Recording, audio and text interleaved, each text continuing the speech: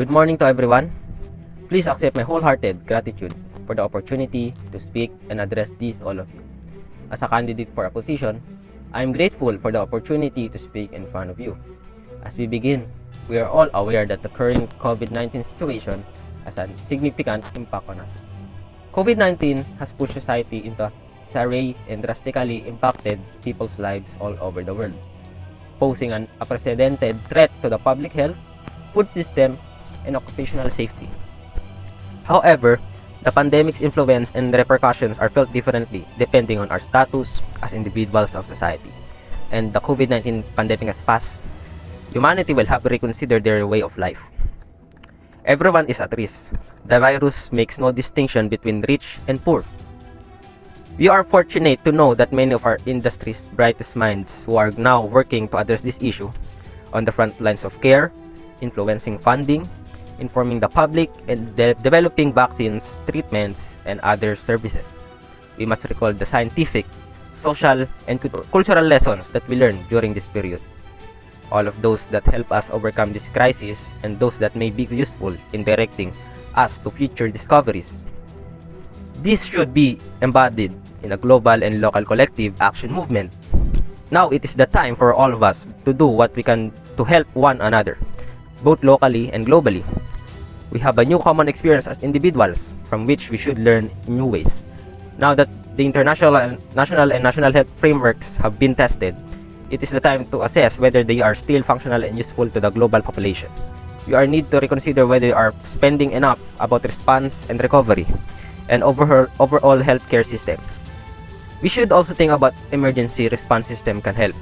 For the first time in decades, millions of people are experiencing similar health issues.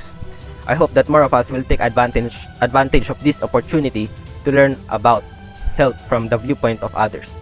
And now, this is the time for the global solidarity and assistance, particularly for our society's most vulnerable members, notably those in developing and emerging economies.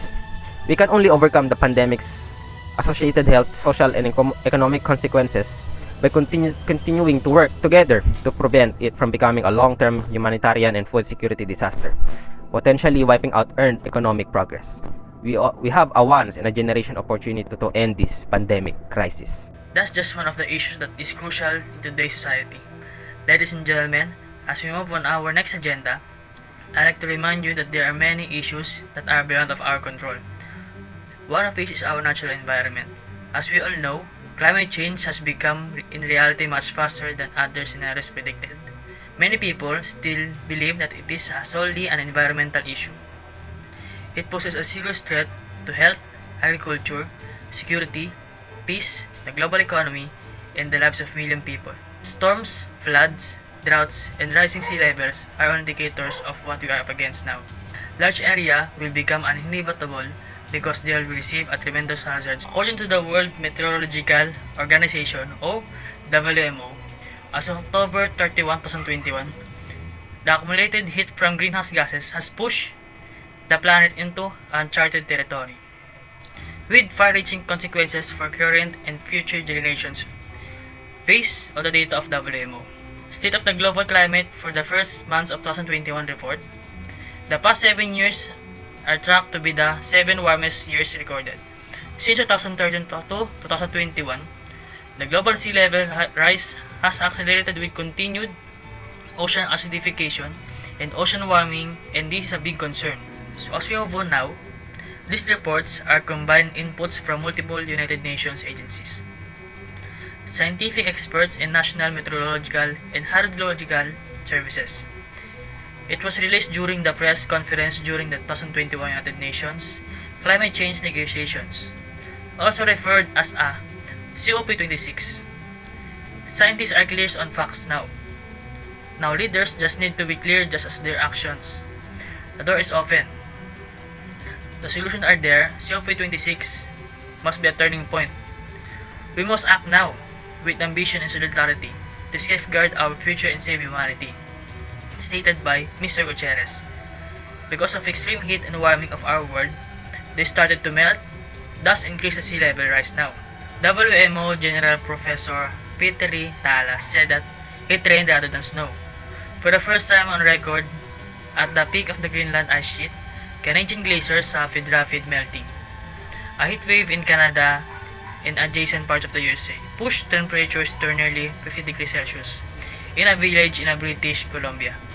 Death Valley, California, reached 54.4 degrees Celsius during one of multiple heat waves in the southwestern USA, whilst many parts of the Mediterranean experienced record temperatures. The exceptional heat was often accompanied by devastating fires. As a candidate of this position, I am passionate about our nature. As a result, I'd like to raise awareness and wake everyone up to the fact that our world is in danger of being destroyed. Seeing those animals struggle for survival because of climate change is destroying their habitats. The rising temperature can cause a variety of danger that putting everyone at risk. If we do not take action, all living things will become extinct. Who will take action if we do not? I want to use and give myself to serve and restore our Mother's Nature's help. I want everyone in this world to bond together for the critical mission that we must all complete. Do not wait until it's too late for our nature to become irreversible, and then resented the fact that we did not act before our nature was completely ruined. Now, we know that these are some of the concerns that has a big impact to us. Now, I want to address and to let you know that everyone work hard to get where they are and to be who they are today. I know this because I've experienced it myself. You'll need to focus on something before you can complete everything, even though that something will never end. It will thrive and add more insight and information because in life you will continuously learn.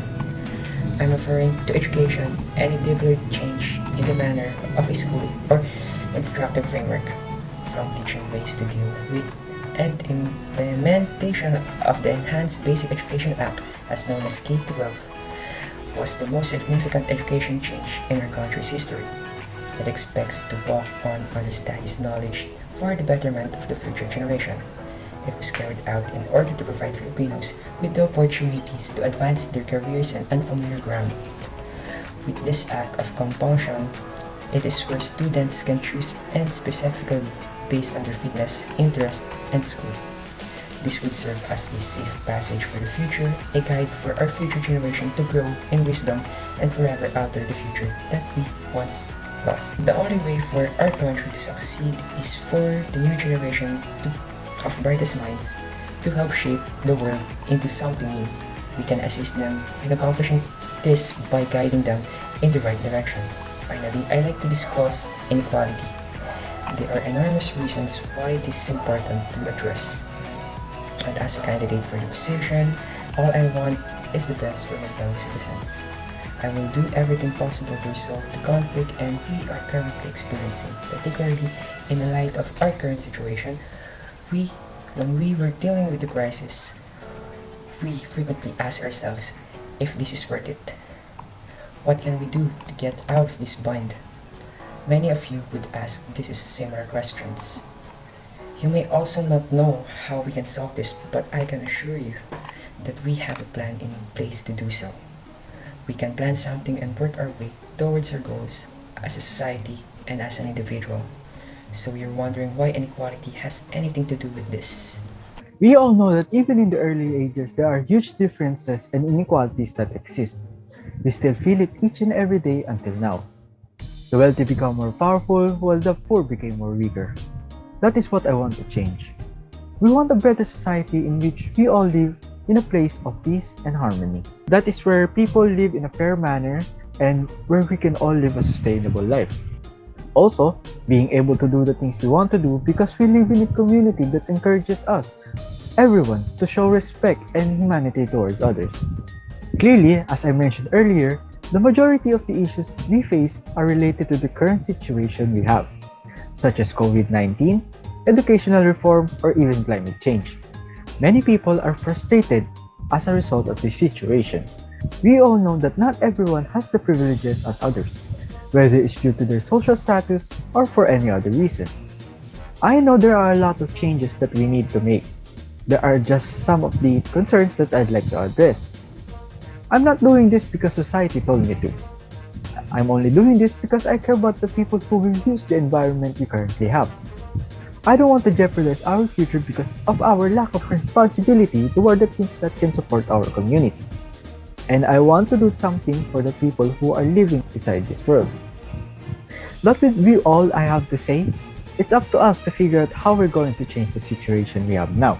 Lastly, thank you for listening and giving me the opportunity to address such a critical issue. And I'd like to conclude this quote. We are in this together and we will get through this together.